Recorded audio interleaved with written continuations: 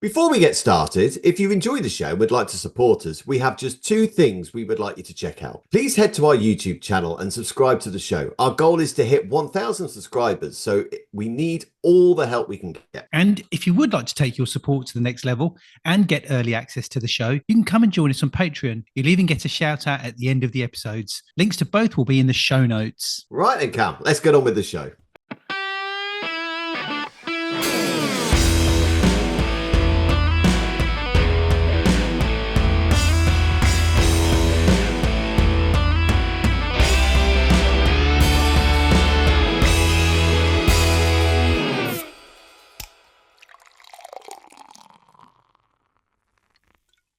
Hiya, Cam. How you doing? You all right? Yep, I'm really good. Rocking and rolling, getting ready for Christmas. It is Christmas time, isn't it? Yes. Are your decks up? No, not yet. They're not up yet. No, going to do it this weekend, would you believe? And Scrooge McDuck over there. Well, no, it's just that we've not been around, as you know. Yeah. We've not been around. Well, yeah, but mine are up, Cam. So you know, I've been away for just nigh on over 2 weeks.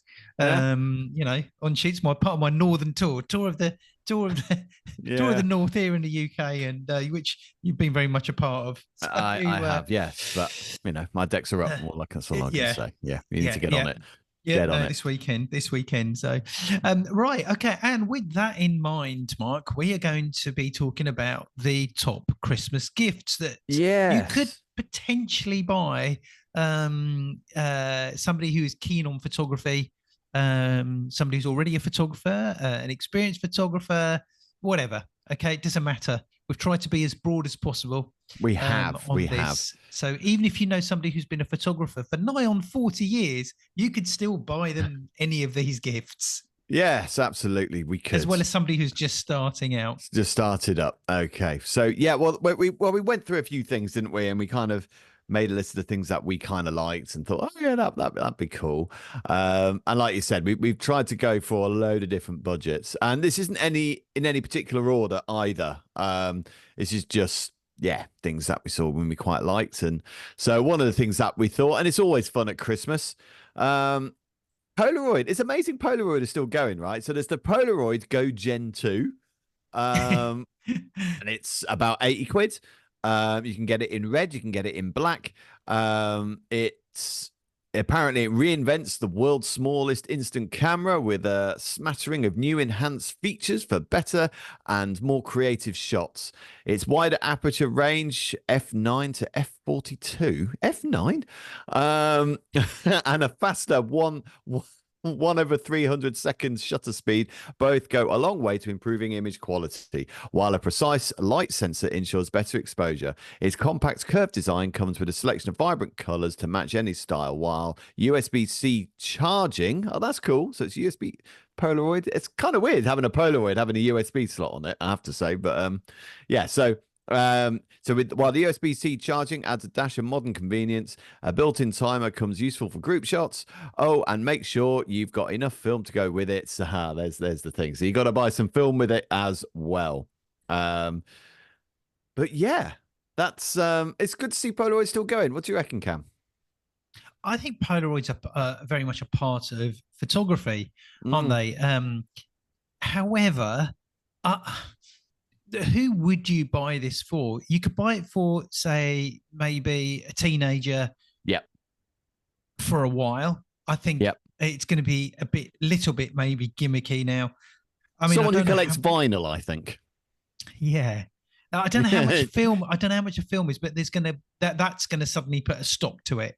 Yeah, the film is about. I seem to remember the film's about a tenner, but I mean, it might be a bit more. Might be more like 12 quid or something. I don't know. But the thing is that Christmas is great. I think I can see all these people taking pictures and waving them in the air to dry them and saying, "Wow, it's amazing!" Blah blah. And then after a while, they're going to go back to their phones. I'm sorry to be a party here, but I'm trying to do it. So I don't want, we're saying these are potential Christmas gifts, but we want to be open and honest. We're not saying go out and buy a Polaroid. It's going to be the best Christmas present you ever buy. That might not be the case. It's a bit of fun for the festive period. And I think I'm glad to see Polaroid is still in the market, to be honest with you, because like you said, they've been a part of photography. I mean, there used to be a bigger part of photography because you used to be able to get Polaroid backs and all that kind of stuff. And of course, that side of their business is absolutely plummeted. So Mm. yeah, it's just nice to see it. And I think there'd be good fun. You can stick things on the fridge. Are you going to take this to a gig? No, you're going to use your phone. Are you going to take it on a night out? Probably not, because you got your phone. But I don't know, house parties and just general little things. If you know someone who's quite artsy, craftsy, I think that would Mm. work. Yeah, I Do you know think what the it's thing is? I think actually the more I think about it, some of the things that you've just said there, taking to a house party, whatever, is even if you just use it every Christmas, you could yeah, create some great memories. Just keep it just for Christmas, yeah. and get it out again next Christmas, because it will, you won't use it all that much. You won't use it all that much. Yeah, no, I don't think you would use it all that much. Like I say, it's a bit of fun, and I think as I said, it's just a bit of a laugh, isn't it? Mm. It's an expensive stocking filler, but it is a stocking filler, so it's about 80 Yeah. quid to get one of those. Yeah, But yeah, not bad you know, price. So, nah. okay, so the next one we've got is something that's it's potentially the most expensive item that we've got on our list, Yes, and and it's the it other end of the ranges. scale in cameras as well. This is more Mm, serious, isn't it? and depending on where you get it from, it ranges from anything between 300 and 300 and let's say £50, between Yeah, 350. yeah, Okay, and it is the GoPro, and in particular, it's a GoPro Hero 13 Black. yeah. Um, GoPros, I think, have changed dramatically. The quality's changed dramatically over the years. They've got better and better. And it says this one here introduces swappable lenses, including Okay. ultra wide, anamorphic, and macro options. Okay, so it really they seem to be pushing the boundaries with what people want to be using them for. They've got a new mounting system for quick swapping, because I know some people like to use them on bikes, on skateboards, on Yeah, wherever, or strapped on top of a hat or something. yeah, So I think they're looking for something that you can grab very quickly. It's got rugged design, it's waterproof, and built for handling everything. yeah. Stick it on your bike, go for a bike trail. That's for that type of thing, for real action people. That's really who it's for, and great quality as well. They do check out some great quality footage. Well, they seem to be the standard, don't they? If you it's like sellotape, isn't it? All of these action cameras, they're called GoPros, aren't they? Even if it's Yes, not a yeah, GoPro. So yeah, that's right. they are the market leader, I guess, in that respect. They have had their troubles in the past. I think we've spoken about that an episode a few years ago. But they still seem to be the go-to. If you want to get an action cam, the GoPro is the one that you want, and maybe can't afford and go for something else. Yeah, But they're great, and like the Polaroid, it is for a certain type of person. If they're going to get a lot of use out of it, as you say, action type people, outdoorsy type people, whether you're rock climbing or mountain biking or skateboarding, this sort of thing would really be good for them. It is a bit more on the budge, so you'd have to have been especially good this year for Father Christmas to bring this to you. yeah. But You've got to be really sure but yeah. somebody wants this, because Oh yes, it yeah, is at the higher end of the spend on our list here. it certainly is. That we've got. Okay. It certainly is. What have we got next on our list, Mark? Well, the next thing is a bit contentious, isn't it? Because we did speak about this sort of product last year. Because I bought one for my folks, and I think, did you get one for Jules? Is that right? I bought one. Yeah, I bought one for my wife probably 2, possibly even 3 years ago. Yeah. So I bought a Canon one. And did you actually buy this make? I bought the Instax. Yeah. Yeah, it's the Instax. I can't remember the exact model. Yeah. So this is the Instax Mini Link 3 smartphone printer. And I'll just redo the synopsis. So this portable printer creates Instax mini prints for smartphones, Instagram, and Facebook. From smartphones, Instagram, and Facebook, offering creative modes like collage printing, and so collage printing and remote shooting via its companion app. So it's a nice little thing. You can hook it up to your smartphone and you can print stuff from it. Now, the reason why I said it's contentious, because I did actually buy one for my folks last year. So it's the Canon one. Brilliant printer. I mean, the quality is really good. I don't know how much they've used it since Christmas. How much has Julie used hers? If I'm going to be completely honest with you, she's never used it. I'm the one that's used it, and I think I've probably taken no more than 5 pictures with it. But you know what? It's fantastic. I absolutely love it. Yeah. right? But I don't use it. It isn't like Yeah. the Polaroid. Okay, it chucks out the these little prints, which I think are brilliant, but I just always forget. I never think I'm going to do it. But you know what? This year I'm going to do it. I'm You're going gonna to do get it. it I out wanted to again. ask me after Christmas and the New Year, did you Yeah. use the Instax? Yeah. And you know what? I'm going to try and do it. I may even take it out. I may even take it with me on a night out as well. In Well, this fact, I can. I'm going to do that. I'm going to Do you put know it in what? my pocket and I'm going to take some pictures. I'm going out with my mates at some point, Mm. and I'm going to take it with me and I'm going to print it off and I'm going to give each one a picture. Yeah, Yeah, I'm going I to do think. I that. mean, I know we keep saying, "Oh, this is something worth buying," and then we go, "Oh, no one ever uses it."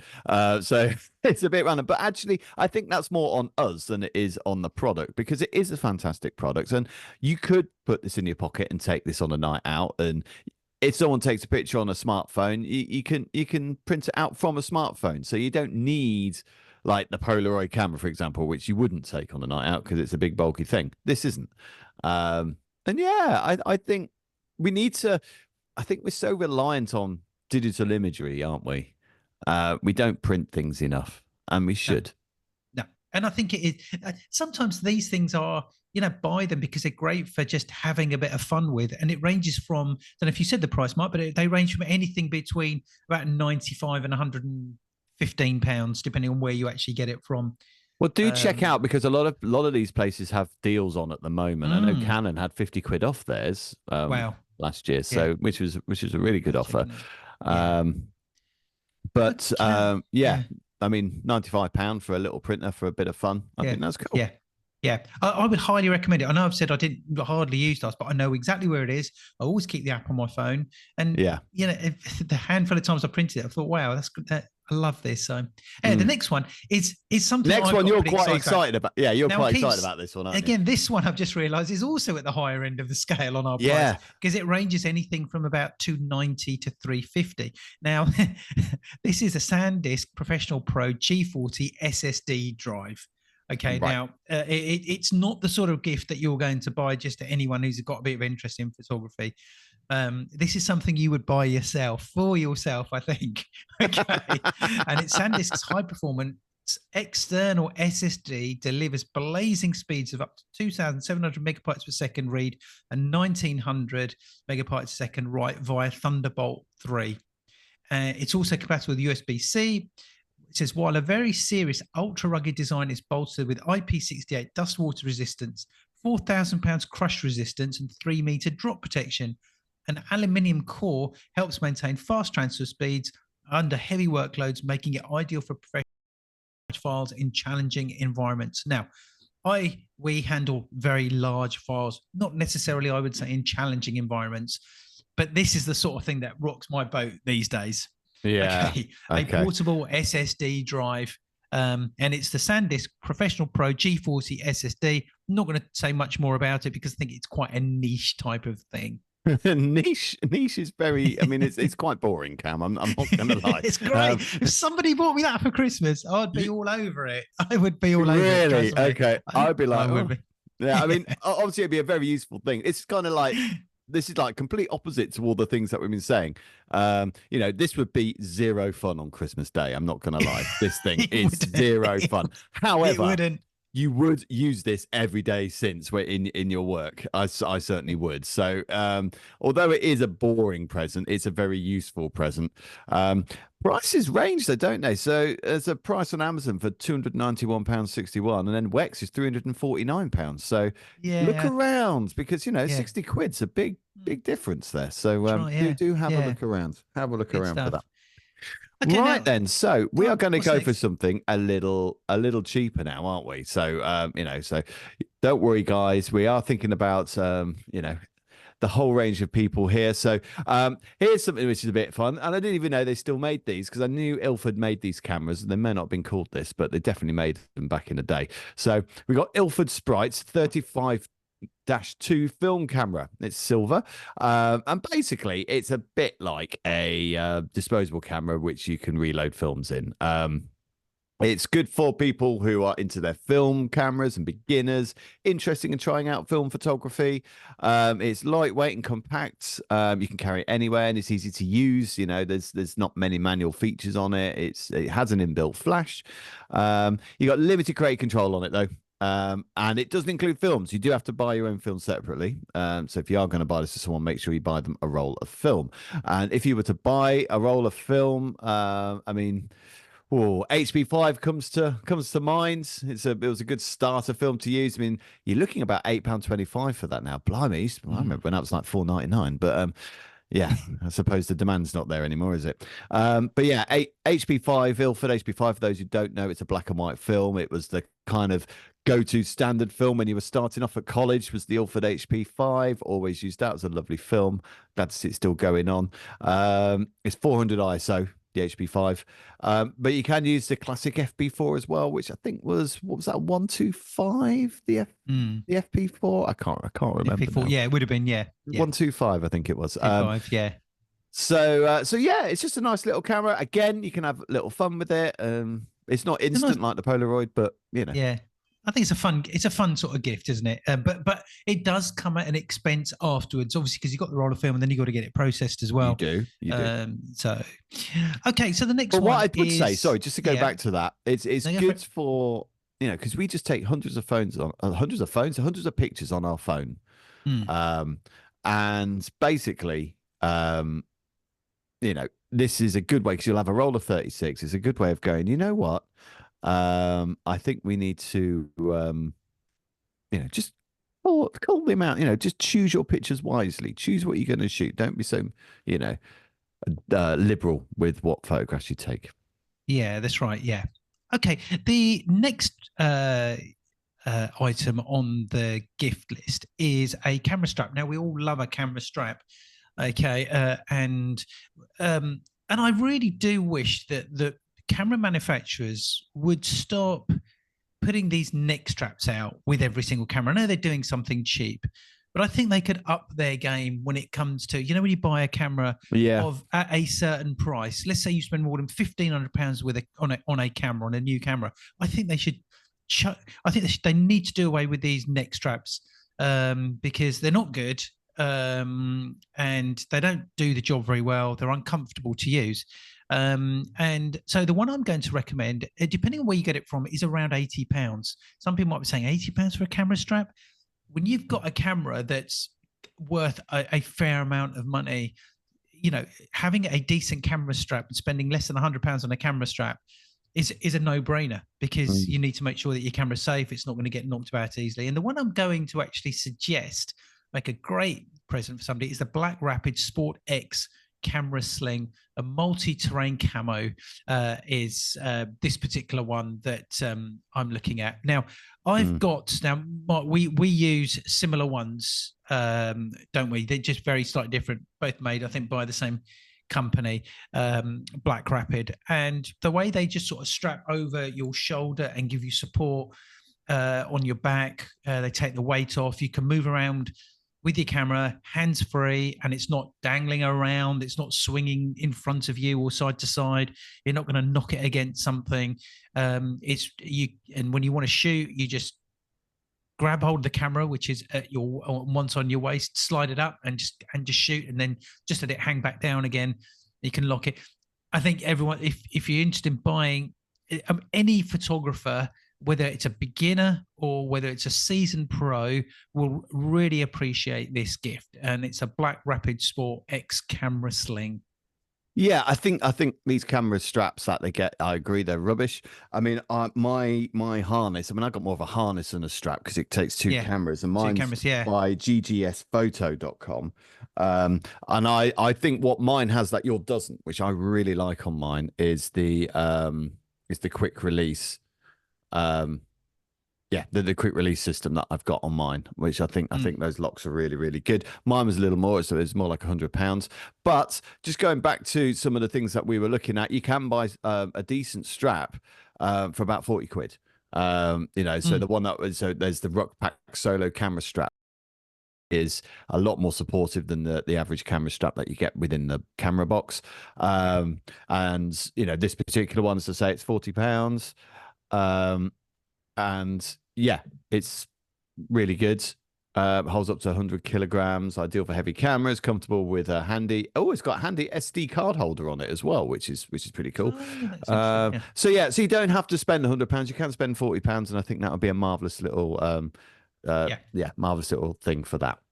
Good stuff. Okay, what's next on the list, Mark? So another one which I thought was pretty cool, and it's something I can see myself using, and I've never got myself one, and I always thought, yeah, maybe I could use it.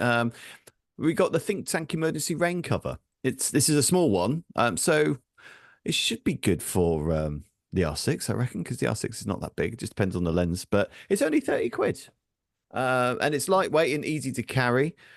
Seam sealed to protect gear from the rain. It's best in light rain, not heavy storms. But to be honest, I wouldn't be out in a heavy storm anyway. And then you do have to check your kit because sizing does matter. What do you think to that one? I'm not sure. I've used one in the past. Oh, have you? Yeah, something a long time ago. I think it came with my camera bag. I had one of my camera bags that I had at the time. Right, I still got it somewhere. I think I only ever used it once, and I just found it to be cumbersome. Do you do a lot of sort of outside photography in the rain though, Cam? No, I don't. But the thing is, it's like, a wedding photographer couldn't use it. So if you're a wedding photographer thinking, oh, I could use this at a wedding, no, you can't, because you need to still depending on how you shoot and what you're setting and whatever, but you can't change settings very easily, and your hands are still wet anyway. Okay, so you still have to put your hands under the cover, and if it's got where you can adjust the buttons and they're still covered, it's not quite the same. In fact, you just end up taking the goddamn thing off, thinking if it gets wet, it gets wet. Because something like an R6, it's going to be very, very waterproof. It's going to be absolutely fine in the wet. Even if it's torrential rain, it will be fine. Yeah. Okay, because generally you are still. This isn't for wedding photographers, though, is it? This isn't for wedding photographers. This is for people who are out in wildlife. Wildlife photographers and in the woods somewhere where you're going to be. Because when we're out, because we're not, as wedding photographers, we're not out in the rain very often anyway, because the bride and groom don't want to be out in the rain. So if you do manage to go out there, it's really just for a little bit. So I don't think it's really for them. I think it's really for if you're going to be out hours on end and your camera's constantly getting wet. I think that's what it's good for, really. And if you know someone who likes going out and taking pictures of animals or any sort of landscape photography, I think it'd be a good little buy. Yeah, I suppose. And actually, and on from that, I think it might be quite useful for a photographer who's got their camera on a tripod. They're just leaving it out there. Camera's going to get soaked. Okay, so they put a cover on it, but they can control their camera settings from their phone or something. So they could be undercover, because then it's useful. But if someone's thinking, oh, I might go and buy this because I shoot weddings in the rain, or no. It's not for that. It's not for that type of thing. No. So okay, right. So next on the list is... Well, this was the last one, and I thought this would be quite a good one to do. I haven't read the book myself, but it looks like an interesting one, and it's good for beginners. It's called Photography Beyond Auto. So you ought to read it, Mark. Oh, to be honest, I was going to say something similar to you. You just got in there before me. Because you said that, but I've not read it yet. Oh, I've not read it yet. Maybe you should. Maybe you should. Or maybe I could write it anyway. That's right. But yeah, so this is called Beyond Auto, and it's basically about learning manual settings, which in this day and age, we got your phones and you got all these automatic things you can do with your cameras. You need to learn. I think you do need to learn how to use the manual stuff. You need to put it on manual. You need to know what apertures do and what shutter speeds do and the effects they have on your imagery, and this goes through all of that. So it's perfect for beginners learning manual settings. It's clear, approachable explanations of complex techniques. Not much in it for advanced users, so if don't buy this for a pro, because they won't thank you. Although, unless you want to take the mickey, and I might get Cam one of these because I think you might need it. But $9.99, yeah. and it doesn't offer any interactive learning options either. But Mm. it is what it is. It's a book to teach you about manual stuff, and for a tenner, that's a good Yeah. stocking filler. Yeah, that's right. Yeah, yeah. I think it would be. Now, however, one thing about that, Mark, it does contradict what we're going to talk about next a little bit, and we will Okay, well, discuss that. I don't think it After, does. So there we go. we're going to discuss that after a quick drink. Okay. Right, Mark. I You got your came. teacher's hat on for this one, haven't you, Cam? I have. However, I came across an article on photography life, and it titled "A Journey with the Photographic Mind." Now, as part of my teaching, one of the things that my method of teaching is more to do with the thought process of how to take better photos. Yes, I do talk about the technical aspect, shutter speed, aperture, ISO, that type of thing. However, it's not the priority, because basically I've figured out over a long period of time that I get people on the course who know about shutter speed, they know about aperture, they know what depth of field is, but they're still not taking good photos. And they then want to learn how to use manual because they want to take better photos. However, you can be you might know all the technical aspects. You might know the exposure triangle.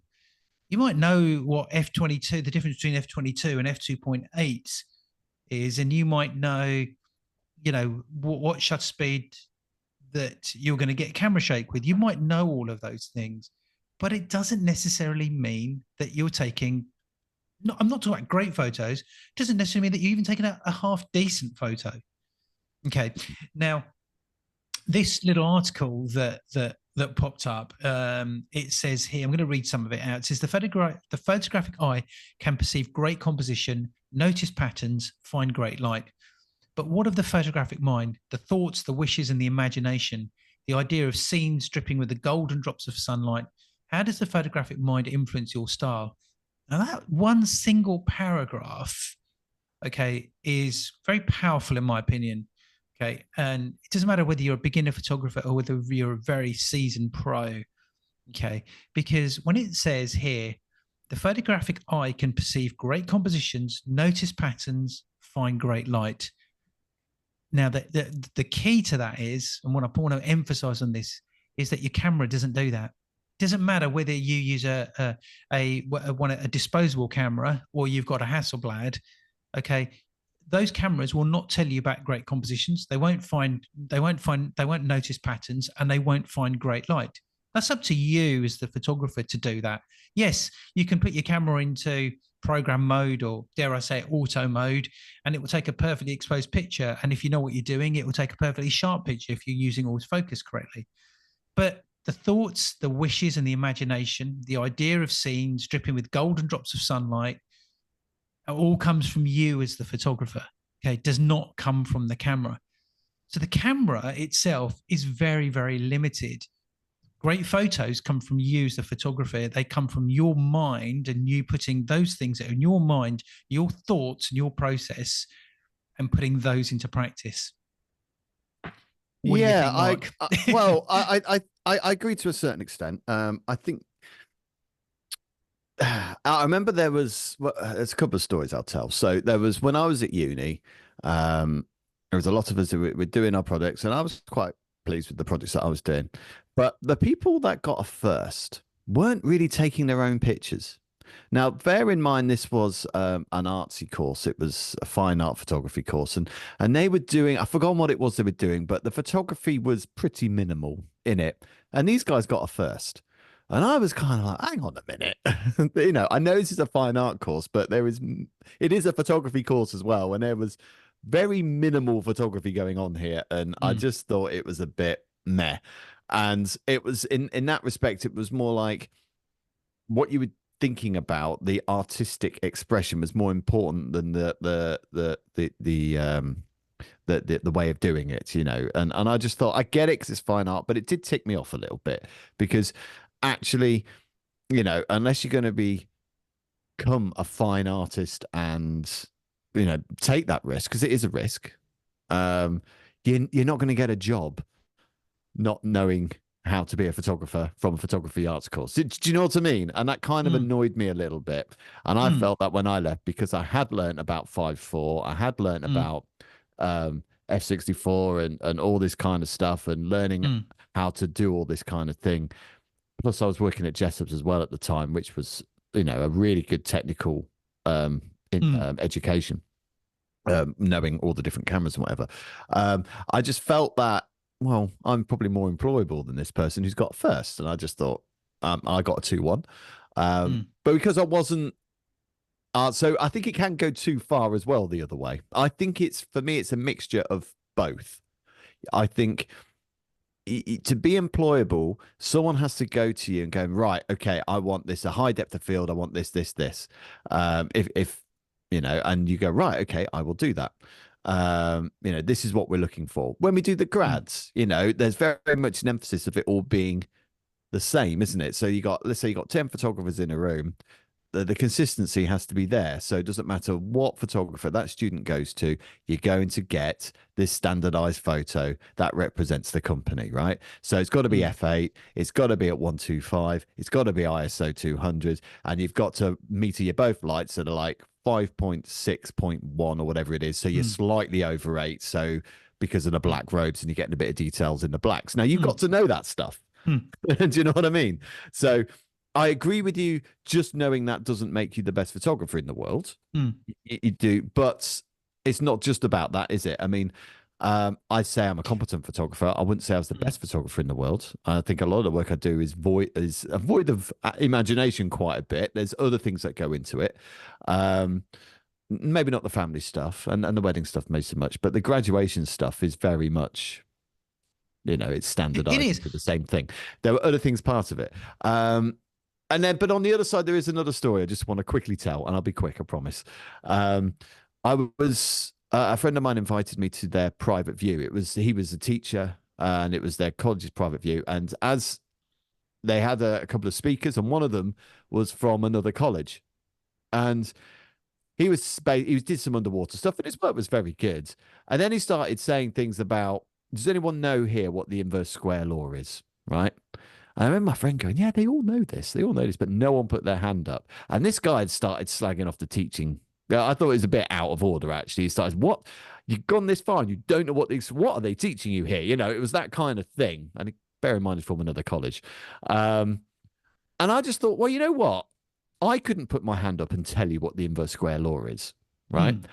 I know what the inverse square law is. I can demonstrate what the inverse square law does, but I couldn't give you the desired exam answer of what the inverse square law is. Does that make sense? Yeah, it does. Yeah, So I that's right. think Yeah. it can go the other way as well. I think people can be too, well, if you don't know what the fifth of this and the fifth of that and that, then you're not a photographer. It can go the other way too. That's true. Yeah. Yeah. That's interesting. I want to just come back to the graduation sort of thing that you said. Now, it could be any type of photography. If I was going to train somebody to do graduation photography, do you know the last thing I would actually tell them is all the camera settings, the light settings. I would be saying, first of all, okay, here's how you set somebody up. Here's how you interact with somebody to get the best photo out of them. Here's the correct way to position them and all that. Once you've got all of that, okay, then look at lighting and then look at your camera settings, because once you've got your lighting and your camera settings, they stay the same. But it's the interaction and dealing with people and getting and working on that. And they're things that the camera doesn't do. Okay, I agree. I agree. Okay, yeah. And that wasn't the point I was making. The point I was making is you have to know this stuff as well. Oh yeah, and I think that can come afterwards, because if someone says, "Oh yeah, F8, set my lights up, blah blah blah," it doesn't mean that they're going to take good photos. However, if I was to say, right, this is the approach to take. Okay, here's your graduate. This is what you're going to do. Here's all the attention to detail. And also, Mark, what it's like. You're doing one after the other, and every single one is, you've got to be paying attention to detail to every single one. You've got to get the best out of your subject, and it's any portrait, as you know, you've got to get the best out of your subject. And really, what you want to do is, like when you're doing a portrait shoot, you've got your light set up. You know that you've got them set up correctly. You've got your camera set. You're good to go. And what are you concentrating on? You'll concentrate purely on composition. You're concentrating on expression, and you're concentrating on timing of your shot and getting that right. Okay. Yeah, I Now mean, I would. the camera doesn't tell you when to shoot. The camera doesn't tell you how to compose your picture. No. The camera doesn't tell you how to interact and get a good smile out of your subject, or a good or the right expression. They are all things that, as too many people that go into photography completely forget that they've got to learn that, and they immediately jump into, right, okay, I'm going to learn how to use manual, and they do it and they lose heart with it because their photos are no good, because nobody explains to them, actually, you as a photographer have got to have this mindset about knowing what makes a good photo, and learning about composition is more important than learning about aperture and shutter speed. See, I'm not sure about that. But if you can't compose a good photo, it doesn't matter what shutter or what aperture you've got your camera setting on, because you can put your camera onto program mode and let the camera set the aperture and the ISO, but it won't tell you how to compose the picture. No, I understand that, but I think, again, we do tend to sort of talk about this in the mind's eye of a wedding photographer, or the things that we do. I mean, you don't. I mean, if you're a copy photographer, right, you absolutely do need the technical side of it is the most important thing, I would say, if you're a copy photographer. Okay. Right. Yeah. So, and this is my point. It's about what kind of area you're going to go into. You said a couple of things about the grads there. You can't teach people to be good with people. I've tried, and it doesn't work. If you got to be a certain type of person to do graduation photography. You've got to be reasonably outgoing or reasonably good with people. Because if you're not good with people, you can't do that job. I remember training people for when I was at Venture and the stuff that I do now. If someone's quiet and timid, you can't teach someone not to be quiet and timid. You can give them tips, but at the end of the day, if they're quiet and timid and can't control the shoot, that's it. They can't do it. It's their personality, in my opinion. And believe me, I have tried. Or if you can see it in someone, and maybe you can get it out of them. I think that's the graduation photographers are our group of people. They're all reasonably outgoing, aren't they? None of them are shrinking violets in the corner. Do you know what I mean? But you see, I think now this is what I'm gonna go the opposite of what you said, because I do think that you can, and I've done that. I honestly do. And they're different approaches. I mean, I've not taught somebody how to become a portrait photographer, but I've definitely taught people how to become graduation photographers and wedding photographers, quite quiet and timid, who suddenly changed through ongoing practice and training and doing it. You can't just do it just at a flip of a switch. It can take a long time to get somebody. I was actually a very quiet, shy person, sort of from my teens, 17, 18, 19, 20. And then when I got into somebody training me for wedding photography, I was doing commercial photography. I was doing. But I don't think you are, though. I don't think you are quiet and timid. That's the thing. No, I'm not now, but I was. No, but I think there was something inside you that always was quite extrovert. There probably was, but the thing is I know that the guy who trained me in wedding photography, and I had no intention of doing wedding photography, I just fell into it. He brought that out. He brought it out of you. If it's in you and it can be brought out, absolutely. But if it's not in you, then it can't be brought out, and it's not in everyone. I don't know. I don't know. I mean, yeah, I don't agree. I'm sure my wife wouldn't mind me saying this, but I don't think my wife could do the chit chat in that situation. I'm not sure. And that's no disrespect to her, but she's great at other things. I mean, she's good at customer service, but I don't know. There's a certain realm of cracking jokes and doing all that kind of stuff. I think is. You see, it's very different. But anyway, I think we're laboring on this one point. But my point, and another thing you did say is, just because you know all the manual or the technical stuff doesn't mean you're gonna make a good photo. And you're absolutely right. You're absolutely right. But if you don't know the technical stuff and getting the exposure right and all that, you're definitely not going to take a good photo.